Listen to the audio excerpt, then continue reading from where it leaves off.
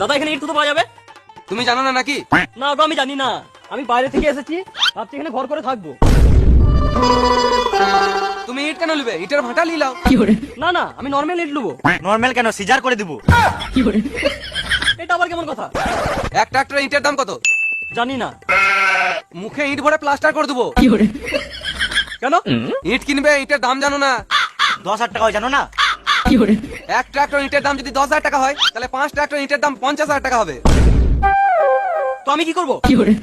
তুমি বুঝো না নাকি? তুমি বুঝো না নাকি? আমরা বলতে আছি ইট নালি এটার ভাটা লিলাও। কেন নেবো? আমরা দিব তাই। বুঝলাম না। আমরা দুজন ভাই গাঁড় মেরে খাই। তার মানে? না মানে আমরা দুজন ভাই ইটের ব্যবসা করে খাই, ভাটাটা আমাদের। কোথায় ভাটা?